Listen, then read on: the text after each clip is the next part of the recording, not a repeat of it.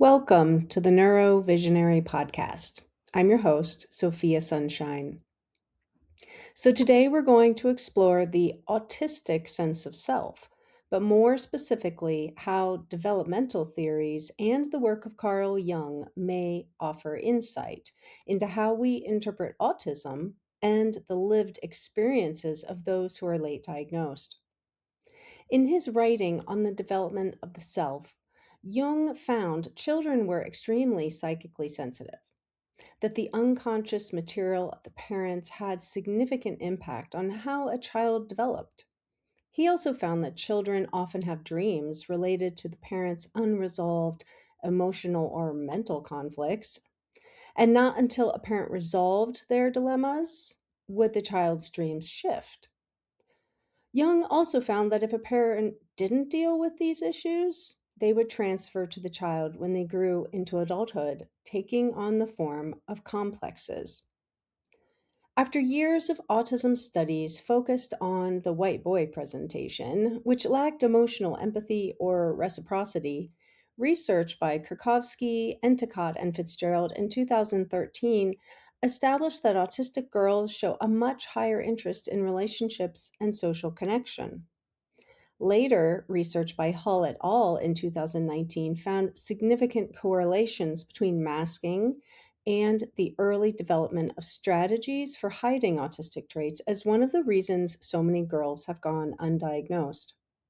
If we keep Jung's observations on psychic sensitivity in mind while looking at research by Evans, Williams, and Williams from 2016, we find that autistic women are highly empathic, where they observe the often negative emotions of other people, struggling to differentiate between if what they feel are their own emotions or those of someone else.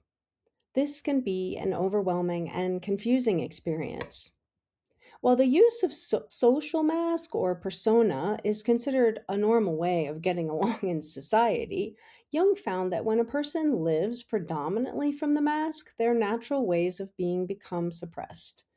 Research conducted by Cage and Troxel Whitman in 2019 found a direct correlation between masking and elevated rates of depression, anxiety, and suicide. When we look at cognitive behavioral models of development, like those of Harder and Bukowski from 2012, we find that from an early age, children go through a process of mirroring the actions, social practices, and ways of being seen in caregivers and peers. This becomes the map for personality development based on social identity theory, which defines a healthy sense of self as one who can witness their own traits in the members of their social group. This theory differs from Jung's assessment that the unconscious thoughts and feelings of others have an impact on a child's perceptions of self. It also doesn't address what happens to the children who don't mirror those around them or who mask trying. Let's say you are an itty bitty autistic baby. You are looking to caregivers for feedback about your behavior, but you never see your own natural ways of being acted out. Would this not generate internalized suppression from an early age? Maybe an unconscious awareness that you are different?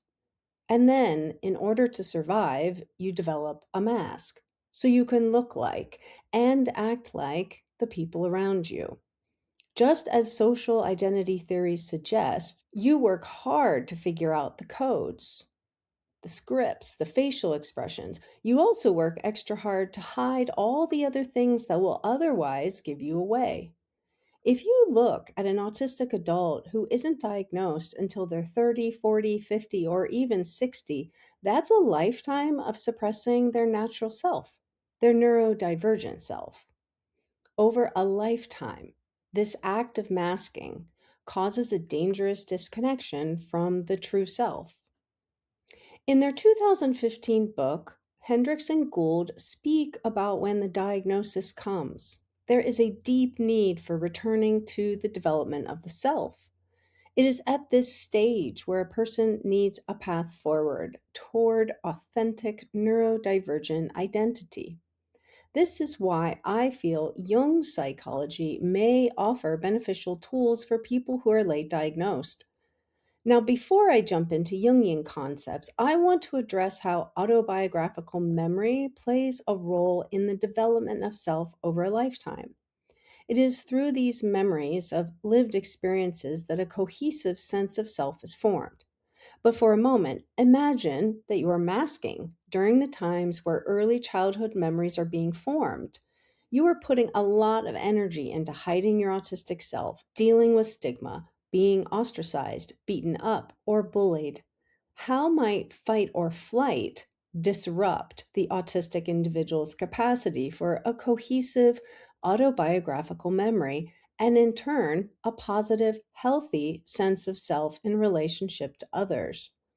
With previous research having established that autistic individuals have a deficit in autobiographical memory, Watson et al. In 2021 sought to explore the autistic sense of self in relation to autobiographical memory for the sake of developing therapeutic interventions.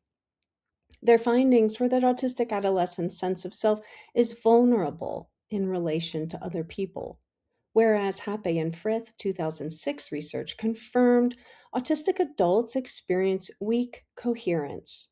How these relational challenges impact the autistic person's sense of self can be seen in the associations between masking and suicidal thoughts, as well as behaviors found in research completed by Cassidy et al. In 2020. Needless to say, this is a serious issue for autistic people who have gone undiagnosed. Another shift in perspective can be offered in Jung's observations of gifted children, where he discusses that absent mindedness or daydreaming might actually be a defense strategy and a way to maintain connection with the inner world, maybe a way to protect oneself from an unsafe world. While excessive imaginative engagements can point to neuroses, the level of creativity may also reveal a person's interests, hobbies, but more importantly, what spurs the child toward learning. Young also notes the level of structure and ingenuity found in a child's fantasies can speak to unrealized talents or gifts, and that a child that's highly gifted in a certain area can often be violently deficient in emotional, mental, or even social interaction. Another approach to child development is discussed by Justin Pelfrey in their 2013 book about the pedagogy of Lazar and Asperger, which focused on supporting the independence and the organic development of children regardless of their disabilities or behavioral issues. Case studies written by Asperger recognize the individual child's personality in a colorful and holistic way. As we follow the timeline of developmental psychology, we arrive at Michael Fordham, a psychologist from the UK who believed that an infant carries with them primal forms of symbolic knowing and the ability to generate imaginal representations of the self and parents. These imagined representations help form the first aspects of the self in relation to the world. In Fordham's research into autism and the self in his 1976 book, he shares that children's play and fantasy worlds involve mythology and symbolic meaning identical to the active imagination practices and fairy tales intrinsic to Jung's approach to individuation, as if our earliest childhood stories live within the collective unconscious, helping to inform the personal unconscious in the process of the development of the self. Fordham also found that a child's earliest behaviors to protect themselves may actually be the very mechanism which enables the individual self to develop. As we explore the possibility that we are built to use symbols, images, and imagination in the development of the self, we move directly to Jung's powerful time of transformation between 1913 and 1917 when he decided to work intentionally with the images and fantasies he found arising from his unconscious. Over this 4-year period, he created the Red Book and the Black Books, which weren't published until years after his death because he knew the field of psychology would not only misunderstand his experiences, but most likely would have classified him as schizophrenic due to the imaginative and creative interactions he had with parts of himself. But what is invaluable is that this experience, based on the exploration of the inner world, something that appears intrinsic to the autistic experience, would become the foundation of his psychology of individuation. Jung found that through the use of dreams and working with the active imagination, a person could explore what lie hidden in their unconscious, similar to what lies beneath the mask. Bringing these images and stories into consciousness may very well offer a window into the more authentic autistic self. I might add that in my own assessment, Jung displays a tremendous amount of autistic traits. I won't go into this in this podcast, but it feels important to notice that Jung was someone who dedicated his life to exploring the inner worlds, to understanding the unconscious, to working with symbols and images and psychic material for the pure goal of individuating the self. And if symbolic imagery and imagination are intrinsic part of how a child develops their sense of self, if natural primal ways of knowing are the gateway to creating a positive self, then shouldn't we be engaging with our dreams, working with our imagination, and developing ways to reclaim our positive neurodivergent identities? You tell me, how can dreams, imagination, and personal stories help us see autism through a new lens?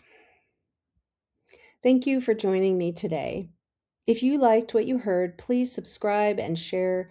You can learn more at www.neurovisionarydream.com, where you can also pick up a free intro guide to working with your dreams.